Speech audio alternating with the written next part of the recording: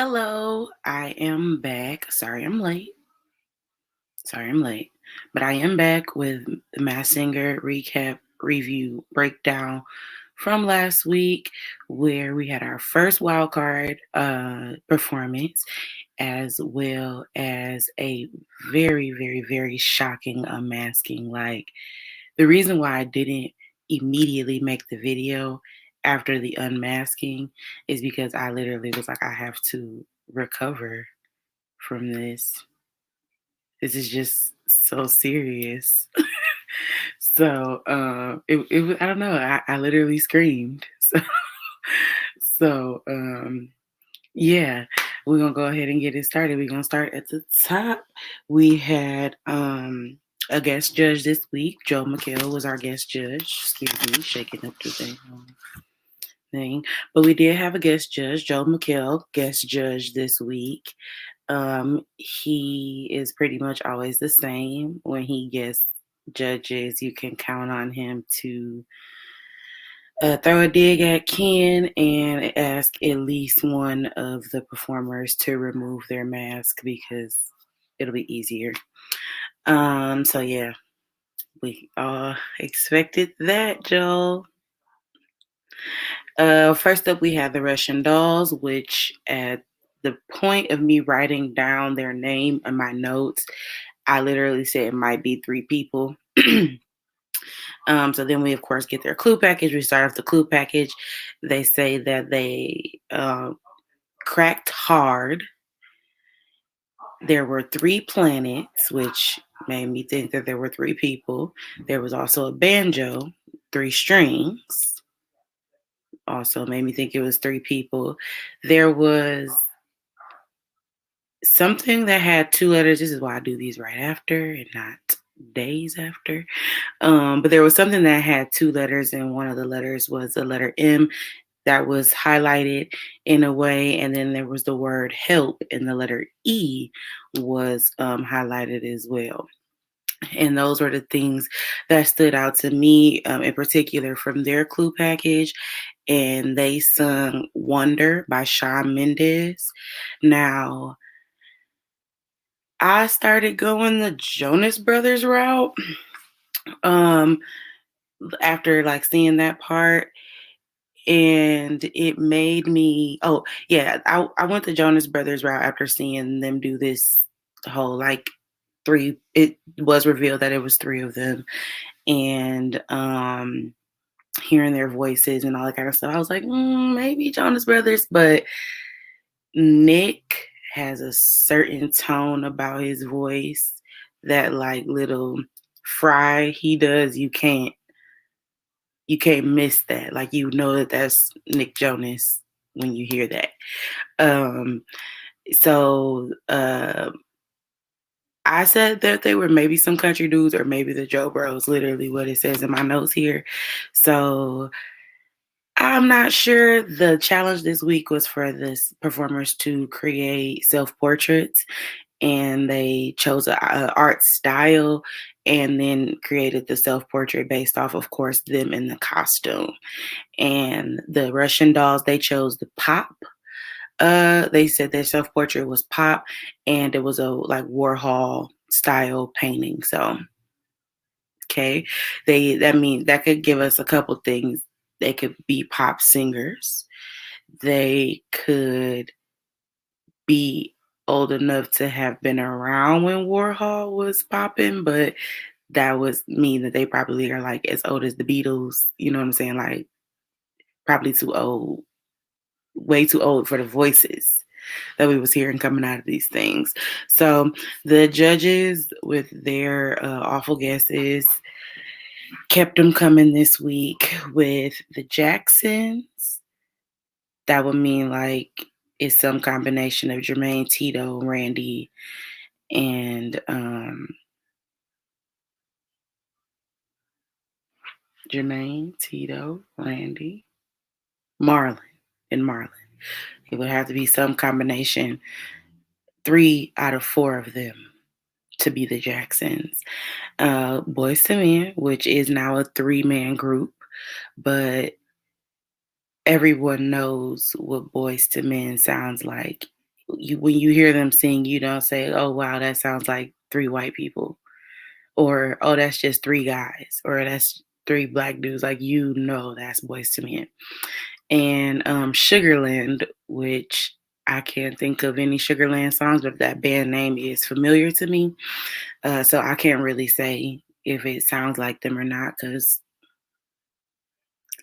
I don't know no Sugarland for me. So next we have the raccoon go, and now the raccoon, if we remember from the previous Group A episode, episode one, um, it was very, very close on who was the worst. Well, we know that that was not the greatest singing of the Masked Singer.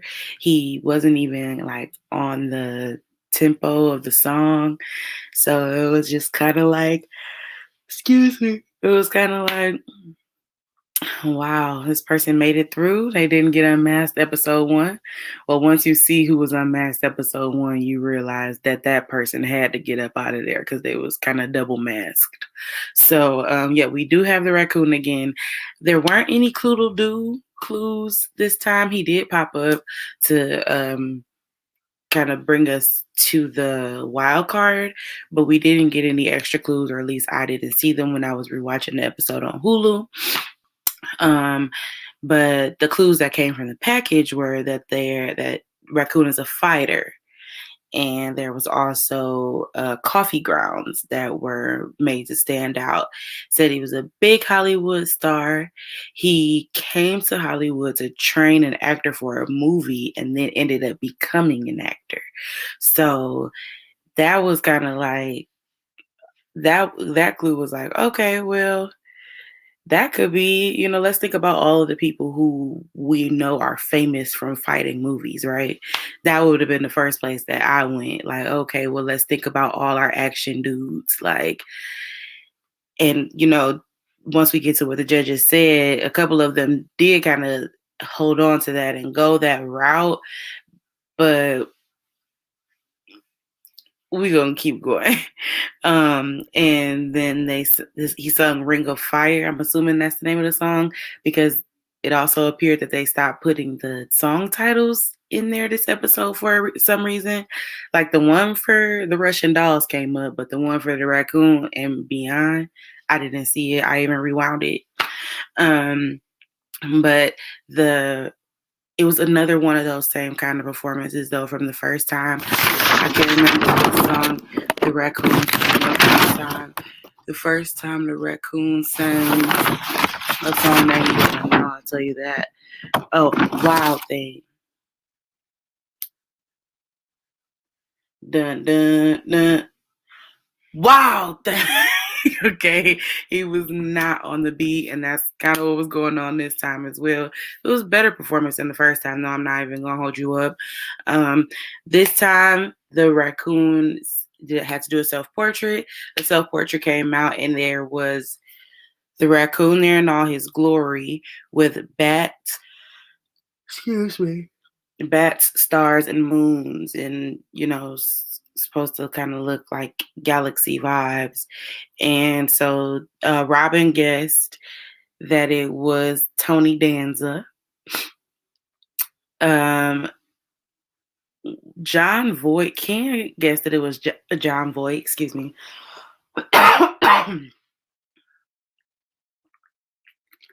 Excuse me. Ken guessed that it was John Voight.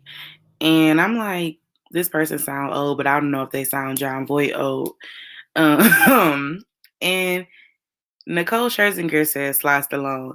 Now, I don't know about you, but that just seems so far-fetched for me. And I understand that a lot of these performers and these people who have ended up in these masks have been huge celebrities that you wouldn't think about. But some stuff just sound like a little just too far. But then you gotta go back to like Sarah Palin. I mean, Busta Rhymes. I mean, the T-Pain. You done had some people that have been on there to shock you, so I understand why you would be like, shoot for the stars, stars, But none of these people, I Tony Danza was probably the closest that I was like, okay, I can see him. And yes, I don't know how old you think I am, but I am old enough to remember Tony Danza being on TV. Reruns, but I remember him. Next up, we have Robopine, which is our robotic porcupine with the voice of gold. And so the clues are he's been in a funk lately. 60 years ago was what he said. I can't imagine that this person that's inside this costume is older than 60, especially based off how this voice is coming out. He actually might be 60. Like, he might be one of those older, like 80s, early 90s R&B, singers. So it could be somebody who is close to 60, but I don't know about 60. There was one of those little like time things on the hourglass, not time thing, hourglass on a trash can, and he was saying that he was really respectful of like essential workers and like trash people and stuff like that.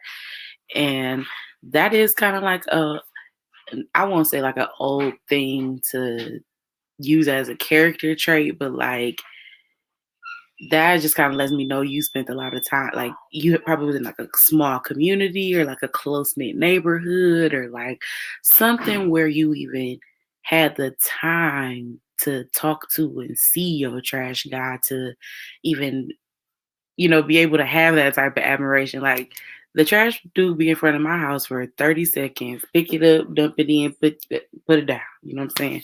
And put it back and leave. So, I feel like they are a little bit older, but I think 60 might be pushing it. There was a cat and mouse situation that happened in the clue package. And I also, as I mentioned, the appreciation for the essential workers. So they sang All of Me. And I saw some guesses online for who this person could be. And I was listening for that person's voice in the RoboPine, but I was also trying to find all the reasons why it couldn't be that person's voice. Like, is this him? Is that his inflection? Like, so I can't say that it sounded exactly like him, but you could tell that if it's not this person, he's inspired by whoever this is. Because the people on the internet think it's Tyrese, and I can hear it, but I can't hear it like, Tyrese, baby boy voice when you hear baby boy voice. So his self-portrait was a rock and roll Robopine with spiders around him. And he says he thought the best way to overcome the fear is to put himself in there with it. And one of the judges made an excellent point, like everybody's scared of spiders, so that doesn't narrow it down. But the guesses were Jason Derulo, Wesley Snipes, and Eddie Murphy. Anybody that is born at this point should probably have heard Eddie Murphy's voice, singing or otherwise. That is not Mr. Party All the Time. That is not James Thunder Early. That is not him. That is not Red Light Stoplight. That is not his voice. Okay? I just want the judges to stop just saying random Black people that they think of, just pulling random Black people out of a hat. Because why would that be Eddie Murphy? Also, why would that be Wesley Snipes? Why would that be him? That's not him. Like, and I'm not saying these type of Eddie Murphy probably wouldn't do this. He like being at home doing nothing. He tells us that all the time. But like, I'm talking about it, like you just know that that's not these people. You know that. You know that. And Jason Derulo, honestly, in terms of the probability of the three of these people doing this show, Jason Derulo is the person that I would go to first. He's also been having a pretty decent year with being on TikTok and having a little bit of a resurgence or whatever with people just talking about him a lot on the internet. So I wouldn't be surprised if Jason Derulo was like, sign me up, put me in the mask, get me together. I'm there. You know what I'm saying? I wouldn't be surprised about that. But that is not Jason Derulo. That's not him. That's not him either. Next, we had the seashell. And I seen some internet guesses about who the seashell might be as well. And I did a little bit of the same thing, just tried to find that voice of the person that they're saying it is. But I did that for such a small amount of time when it came to the seashell, because the person who a couple people on the internet thought it was, don't sing like this. Now they can sing, they can hold a tune, and you know what I'm saying, they can pass, but that's not them singing like this. So the clue package is said that they were a bundle of nerves last week. There was a cute puppy. She said she had a baseball boo, like her husband plays baseball. There was a cat, a stopwatch, and she was saying that she wouldn't be able to do the things she does without her lover to catch her. That was kind of basically, it was like her love story type vibe. And she sung Confident. I told you they didn't put the song titles, so I'm just making it up as I go. Yeah, I think it was What's Wrong with Being Confident, that song. And her self-portrait, it was her with a microphone, food, dumbbell, and a super shell.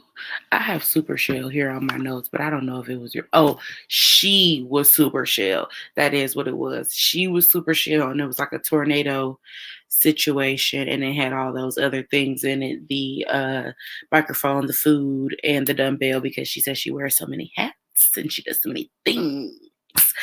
And the guesses were Ashley Simpson, Jenny Slate, and Haley Duff.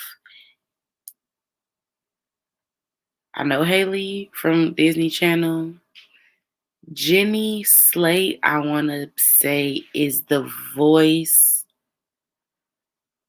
of Missy on Big Mouth. I believe I'm right. I watched them do a table read, and I believe that was her name, Jenny Slate. And Ashley Simpson is Jessica Simpson's little sister, married to Diana Ross's son, Evan. And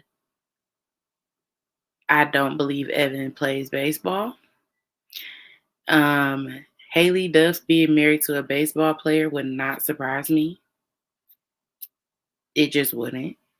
And Jenny Slate, like you just saw me just struggle to try to figure out where I know her name from. So I really do not know her business. I wouldn't know if she was married or not. So those are the guesses that the judges made, but the internet thinks that is Tia Mowry. Now, if we want to keep it accurate, it could be Tamara Mowry. She has a baseball bay. Her husband did used to play college baseball, maybe even professional.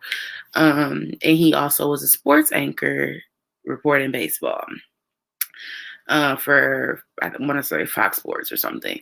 But that part could align with her life and how much she loves her husband and how much they support each other. So that definitely aligns with Tamara Mori, but it wouldn't be Tia Mori. Her husband is an actor as well, and neither one of them sing like that. Like this lady could sing. They can sing, but like this lady was like, all right, girl, electrifying kind of thing. So then we have our first wild card performance, which was exciting. It was the orca. Okay. Because on the Masked Singer, you're not just about to be the whale. Okay. You're not about to be killer whale. You're gonna be the orca. We're gonna give you the cute name. And so the clues in the orca, he said he had a pizza place called Orca's Pie Hole. There was lemon pizza, pumpkin pizza, and another kind of pizza. Uh, the he used the word punchline, which made me think it might be a stand-up comedian. And he was saying that was he was given a deadline to when he had to, be successful or get his opportunity by. And he dressed up as a pizza delivery guy and was delivering his demo tape around Hollywood. And finally, right before it was almost time for him to give it up, Delicious, he said he was picked up by a hawk. Well, the illustration was him being picked up by a hawk, placed on a yacht in front of some candy. This is an orca, by the way. Placed on a yacht in front of some candy. And the address to Orca's Pie Hole is 1313 Melville. Now, me being a Detroiter, I see that as 1313, but I could see how it would be 13 for someone else. They would see it like that first. So the song that they performed was "We're Not Gonna Take It." No, we're gonna take it. That song, and I always hear that every week. Listening to Barter and Beautiful talk about Married at First Sight, because ain't none of them couples gonna make it except Vincent and Brianna. So the self-portrait, because just because you're the wild card don't mean you don't have to do the assignment. Okay. There was a killer wave. Excuse me, a killer wave and a rocket ship. It was like, I think it was like the rocket ship was coming out the water, and then it was like the wave, something like that. It was a painting. So the judges guessed Dave Grohl, because Nicole said she used to be in a rock band. I don't know anything about her past career besides "Loosen Up My Buttons, Babe," and "Don't You." So yeah, her being in a rock band now surprised me as well. Billy Corrigan, someone who I don't know, and Kevin Bacon, Jorge, Jorge Christoph, aka George Christie, from Russia by way of Nebraska. If you know Beauty Shop, you know exactly why. That's how most of us know Kevin Bacon, even though he was, of course, Mr. Footloose, but Jorge. I don't think that's Jorge though. It definitely didn't sound like a person. It seemed like a person who performs often, but not necessarily a vocalist. Now, because they were like showmen, like, it was like a good performance, and he was everywhere and doing all the things.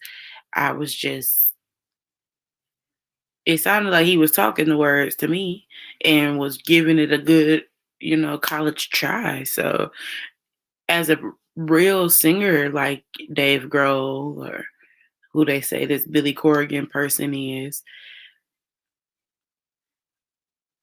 I wouldn't think so. At least I don't now. I'll probably be eating crow by the time they unmask him, but I don't think he was a singer. Next up, we have the raccoon. Okay, so just kidding. Oh my gosh. Just kidding. who was unmasked was the raccoon. I'm sorry, I don't know why I wrote it that way. He was picked as the worst performer of the night. So of course we have to review our first impression guesses. And first impression guesses in this case, Ken thought it was Mike Tyson. Jenny said it was Dustin Hoffman. Nicole said Gary Busey. They think he on every season too. Nick should have put him on the Jamie Foxx bowl. And Robin said Danny DeVito. Now,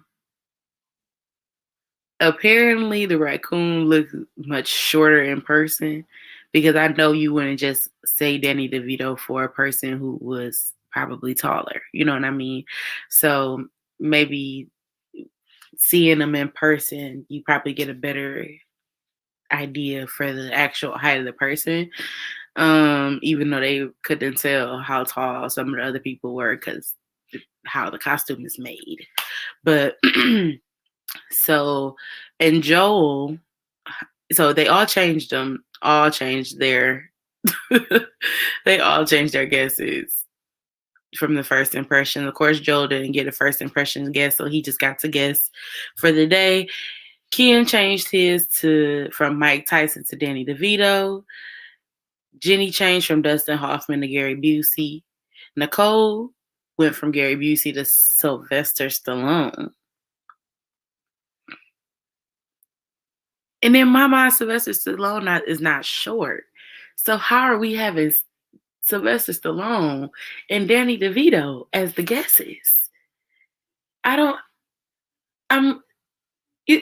you understand why I'm confused? Like, is it something that they know about Sylvester Stallone that we don't? Like, is Sylvester Stallone really in real life like 5'2"? Let me find out. Oh my God. Let me find out. Let me look.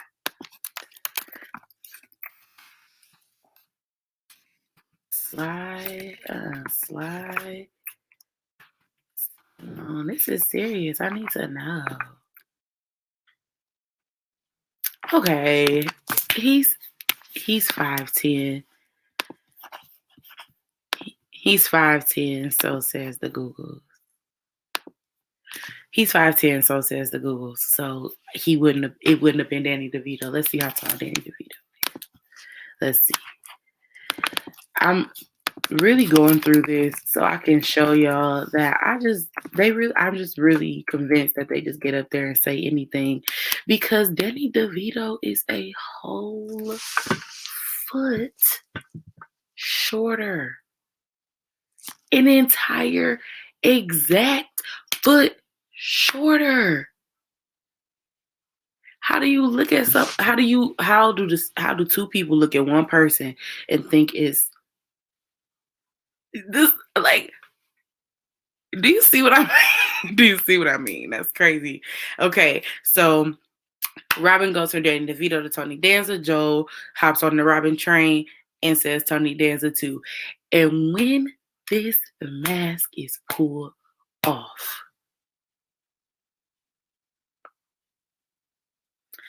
I screamed.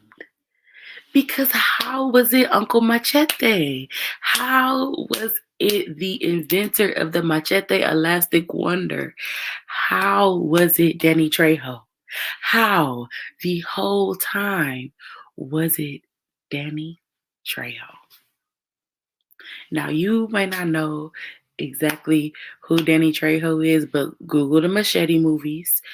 Watch Spy Kids, the uncle who made all their tech. Danny Trejo. Uncle Machete was the raccoon singing all off tempo and off beat. I literally screamed. Like, I went downstairs. Mom was like, "What are you screaming?" Danny Trejo was the raccoon. That was crazy. But yes, thank y'all so much for coming and kicking it with me and recapping the Masked Singer. I'll try my very, very, very, very, very best to do it Wednesday night this week. We're going to do it after show. We're gonna try to do an immediate after show. Okay? Thank y'all so much for watching. I really appreciate it. Follow me. Follow me on Instagram at I'm Wawa. You see that right there. And the Twitter's too, child. If you hate it, if you love it, don't come to me with no negativity, actually. Only nice things. We don't want none of your negativity over here on the I'm Wawa channel, on the I'm Wawa Instagrams, or the I'm Wawa Twitters. You don't belong there if you want to be negative and disgusting. But thank you so much for watching. I love you so much. I really appreciate you. Have a great day. Bye.